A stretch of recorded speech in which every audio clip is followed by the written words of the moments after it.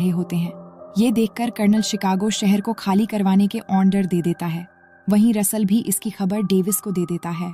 अब डेविस और केट भी शिकागो पहुंच चुके होते हैं, जहां लोग शहर को खाली कर रहे होते हैं।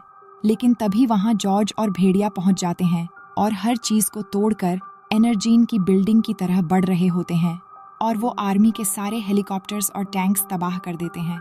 वहीं डेविस और केट एनर्जीन की बिल्डिंग की तरफ बढ़ रहे होते हैं कि तभी वो देखते हैं कि नदी से एक बहुत बड़ी चीज शहर की तरफ आ रही है और वो वही क्रोकोडाइल होता है। ये देखकर कर्नल बहुत डर जाता है और पूरी आर्मी को उस पर फायर करने को कहता है।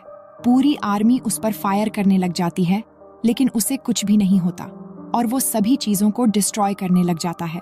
अब वो तीनों जानवर बिल्डिंग की तरह बढ़ रहे होते हैं और रास्ते में आती हर एक चीज को तबाह कर रहे होते हैं। ये देखकर कर्नल बहुत परेशान हो जाता है और अपनी मिलिट्री के सबसे पावरफुल बॉम्ब को वहां लॉन्च करने का ऑर्डर दे देता है। वहीं रसल भी शिकागो के लिए निकल पड़ता है और यहाँ डेविस और केट एनर्जाइन की बिल्डिंग में पहुंच जाते हैं। तभी डेविस को रसल का कॉल आता है और वो कहता है कि 30 मिनट में शहर पर एक स्पेशल बॉम्ब ब्लास्ट होने वाला है, इसलिए तुम्हें जो भी करना है जल्दी करो। इसके बाद वो दोनों लैब में एंटीडोट ढूंढने लग जाते हैं, पर वहां डेविस और केट को आखिरकार वो एंटीडोट मिल जाता है और केट उनमें से 3 बॉटल्स को निकाल लेती है। तभी यहाँ क्लेयर आ जाती है और केट से वो एंटीडोट वापस मांगती है, लेकिन उससे पहले ही केट ने एक एंटीडोट अपने पास रख लिया होता है और क्लेयर को सिर्फ 2 ही बॉटल देती है। अब क्लेयर उन्हें अपने साथ चलने को कहती है, लेकिन डेविस यहाँ से जाने से मना कर देता है। तभी क्लेयर उस पर फायर कर देती है, जिससे डेविस वहीं गिर जाता है और मरने का नाटक करता है।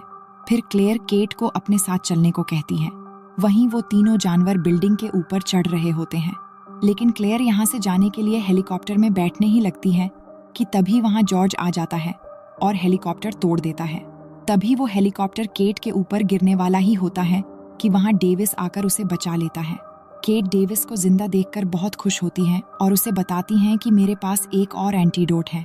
तो डेविस कहता है, ठीक है, अब हम इसे जॉर्ज को देंगे, जिससे वो ठीक होकर दूसरे जानवरों को रोक सके। लेकिन उन्हें समझ ये नहीं आता कि वो एंटीडोट जॉर्ज को कैसे देंगे। तभी वहाँ क्लेयर आ जाती है और उन पर गन पॉइंट कर देती है।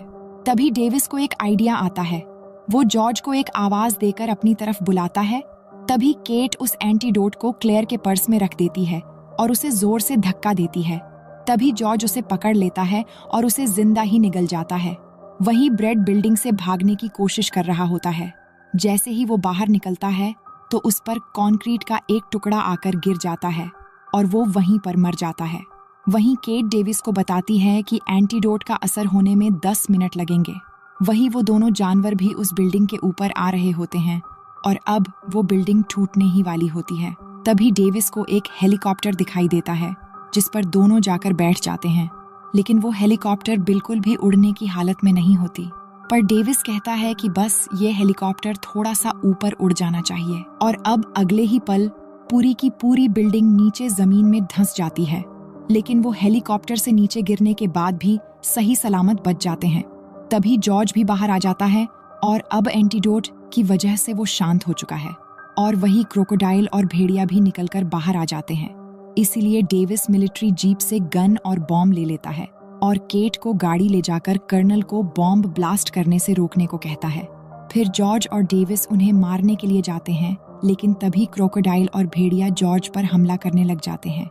लेकिन तभी डेविस को वुल्फ को मारने का एक आइडिया आता है, जहां पर वो वुल्फ को अपनी तरफ आने के लिए भड़काता है और वो जैसे ही उसकी तरफ आता है तो डेविस सामने से हट जाता है, जिससे डेविस के पीछे से क्रोकोडाइल आ जाता है और वुल्फ को पकड़कर उसकी गर्दन अलग कर देता है। वहीं हमें केट को दिखाया जाता है, जो रसल के पास पहुंचकर उसे बताती है कि एंटीडोट काम कर गया है और डेविस और जॉर्ज मिलकर बाकी जानवरों को रोक रहे हैं। लेकिन अभी भी सिटी में काफी लोग मौजूद हैं, इसलिए हमें स्पेशल बॉम्ब अटैक को रोकना होगा। फिर रसल कर्नल को कॉल करके अटैक रोकने को कहता है, लेकिन कर्नल उसकी बात नहीं सुनता। वहीं डेविस और जॉर्ज मिलकर अभी भी उस क्रोकोडाइल को मारने की कोशिश कर रहे होते हैं। वही कर्नल भी सैटेलाइट की मदद से डेविस और जॉर्ज को उससे लड़ते हुए देख लेता है, जहां क्रोकोडाइल जॉर्ज को पकड़कर उसे मार रहा होता है। ये देखकर डेविस जॉर्ज को बचाने के लिए क्रोकोडाइल के कान में बहुत सारे बॉम्ब डाल देता है, जिससे एक बहुत बड़ा धमाका होता है जिससे डेविस को लगता है कि वो मर गया है, लेकिन वो क्रोकोडाइल फिर भी नहीं मरता और फिर से आकर डेविस पर अटैक करने वाला ही होता है कि तभी फिर जॉर्ज आकर उसे बचाने की कोशिश करता है, लेकिन वो क्रोकोडाइल जॉर्ज को दूर फेंक देता है, जिससे जॉर्ज एक लोहे की रोड में बहुत बुरी तरीके से इंजर्ड हो जाता है। तभी ये देखकर डेविस जॉर्ज को बचाने के लिए वहां पड़े एक हेलीकॉप्टर से क्रोकोडाइल पर हमला करने लगता है, जिससे उसका ध्यान जॉर्ज से हटकर डेविस की ओर बढ़ने लगता है। पर वो क्रोकोडाइल डेविस को मारने के लिए उसके पीछे पड़ जाता है और एक समय वो डेविस को मारने वाला ही होता है कि तभी जॉर्ज वहीं रोड से क्रोकोडाइल की आंखों के आर पार निकाल देता है, जिससे क्रोकोडाइल वहीं पर मर जाता है। वहीं कर्नल भी ये सब देखकर सब कुछ समझ जाता है और बॉम्ब ब्लास्ट के मिशन को अबाउट कर देता है। इसके बाद हम देखते हैं कि जॉर्ज की हालत बहुत खराब हो गई है और वो एक जगह जाकर लेट जाता है और वहां पर डेविस जॉर्ज से कहता है कि जॉर्ज, तुम ही ने मेरी जान बचाई। ये कहते ही जॉर्ज मर जाता है। अब ये देखकर डेविस बहुत ज्यादा दुखी हो जाता है और रोने लगता है।